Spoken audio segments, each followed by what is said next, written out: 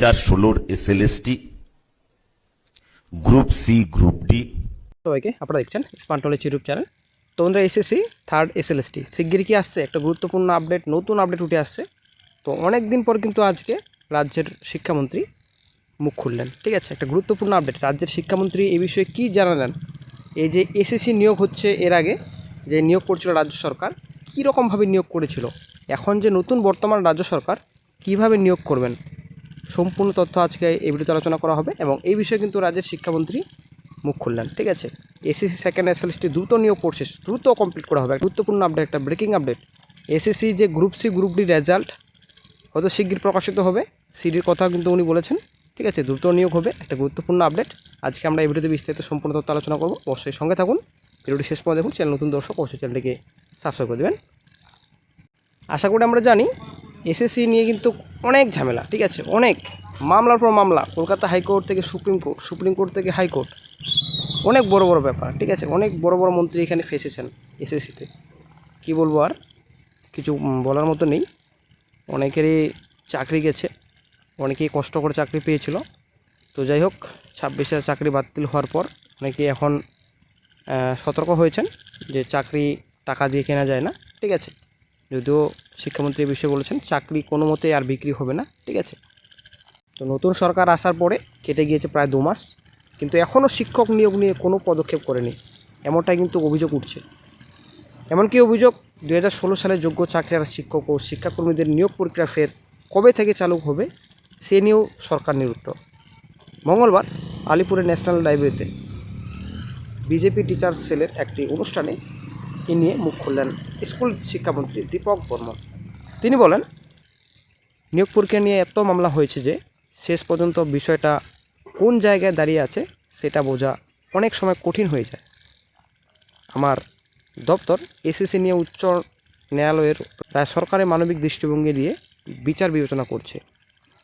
অতি দ্রুত যথাযথ পদক্ষেপ করা হবে।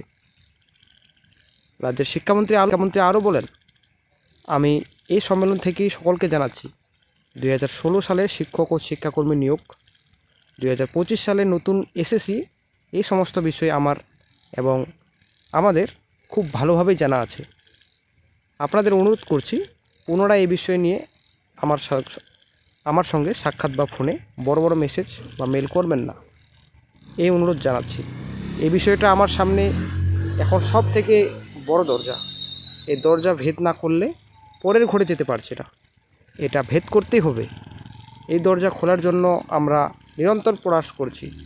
সেই সঙ্গে তিনি শিক্ষকদের বলেন, আপাতত বদলির অনুরোধ নিয়ে আমার কাছে আসবেন না, এটা একটা প্রক্রিয়া, সেই প্রক্রিয়ার জন্য সময় দিন।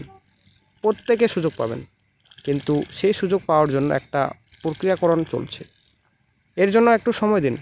পাশাপাশি তিনি জানান, প্রাথমিকে সমস্ত শিক্ষকদের টেট দেওয়া নিয়ে যে বিতর্ক চলছে সে বিষয়টি কেন্দ্রীয় সরকার দেখছে। এ নিয়ে সুপ্রিম কোর্টের রায় আছে, তাই টেট সংক্রান্ত কিছু জানতে কেন্দ্রীয় শিক্ষামন্ত্রী ধর্মেন্দ্র প্রধানের সঙ্গে কথা বলতে হবে।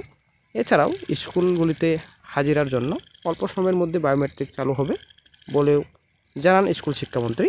তো রাজ্যের শিক্ষামন্ত্রী এসএসসি সেকেন্ড এসএলএসটি নিয়ে যেমনটা বলেছেন, ঠিক তেমনই কিন্তু SSC group D, group C নিয়োগ যে বিজ্ঞপ্তি যে প্রকাশিত করা হয়েছে এবং পরীক্ষা হয়েছে, এ বিষয়ে কিন্তু তিনি জানান শিগগিরই এই বিষয়ে নজর দেওয়া হবে এবং সম্পূর্ণ যে নিয়োগ প্রসেস দ্রুত কমপ্লিট করা হবে। ঠিক আছে, পরিষ্কার বলেছেন।